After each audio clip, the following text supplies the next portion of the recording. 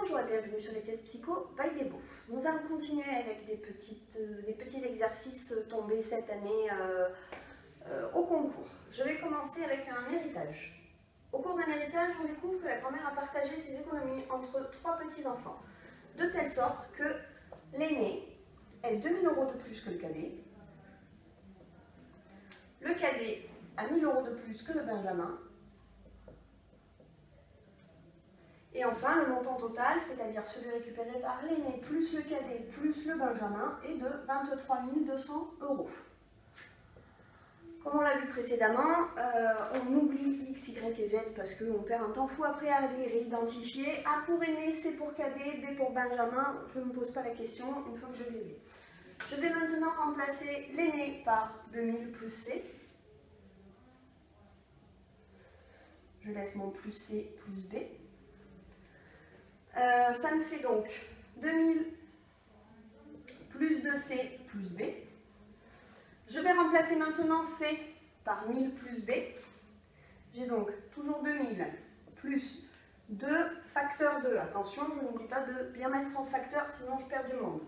1000 plus B et je laisse mon plus B. Un petit peu de ménage, distributivité du 2.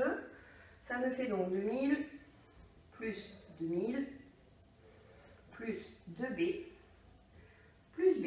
J'ai donc 4000 plus 3B, qui est donc égal, je ne l'ai pas écrit tout du long, hein, mais je garde mon 23 200. Maintenant, je vais donc déplacer mon 4000 de l'autre côté pour pouvoir calculer mon B. 3B est donc égal à 23 200 moins 4000, ce qui nous donne 19 200. J'ai donc 3B est égal à 19 200, donc B est égal à 19 200 divisé par 3. 3 fois 6, 18. 3 fois 4, 12 et 2 zéros. J'ai donc 6 400 € pour le benjamin. La question me demande quelle est la part de l'aîné. Je vais donc réimputer. Je vais rajouter 1000 € à mes 6 400 pour obtenir mon cadet. Donc j'ai 7 400 pour le cadet. Et je rajoute 2000 € pour obtenir l'aîné. Il a donc 9 400 €. Voilà pour ce premier exercice.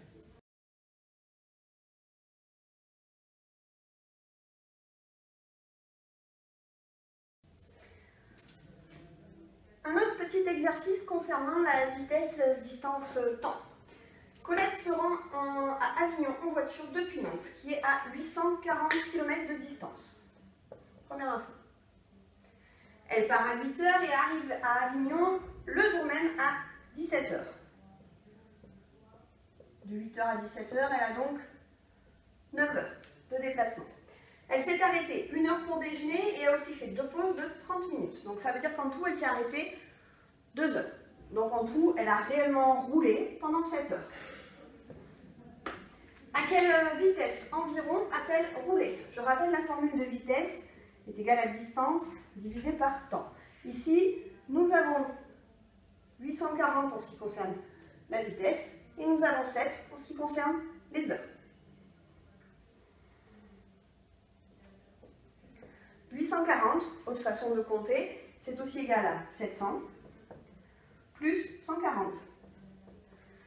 700 divisé par 7, ça fait 100. 140 divisé par 7, ça fait 20. Elle a roulé à 120 km/h.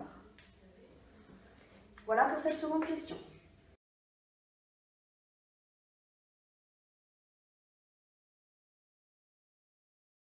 On continue avec un petit exercice de moyenne.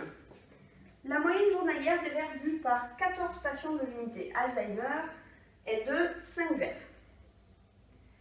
Le patient A de l'unité étant absent pour des examens médicaux, la moyenne est alors, à ce jour, de 4 verres. Quel est le nombre de verres bu en moyenne par le patient A? Première étape, je vais calculer ma moyenne pour mes 14 patients qui boivent 5 verres par jour. 5 x 4, 20 et je retiens 2, 5 x 1, 5 et 2, 7. Maintenant, puisque j'ai un patient qui est absent, il ne me reste plus que 13 patients. Avec ces 13 patients, ma moyenne passe à 4 verres par jour. De nouveau, je fais le calcul, 3 x 4, 12 et je retiens 1. 4 fois 1, 4 et 1, 5. Je fais maintenant la soustraction, sachant que la différence correspond à mon patient A. Il boit 18 verres par jour. Deuxième question dans la foulée de la première. Chaque verre contenant 20 centilitres, quelle quantité de liquide a été bu dans le service en décilitres? J'ai donc 70 verres en tout, que je multiplie par 20 décilitres. Alors, bien entendu, je peux la poser, mais je ne vais pas faire ma multiplication. Je fais tout simplement 2 fois 7, 14, auquel je rajoute 2 zéros. J'ai donc 1400 centilitres, ce qui correspond à 140 décilitres.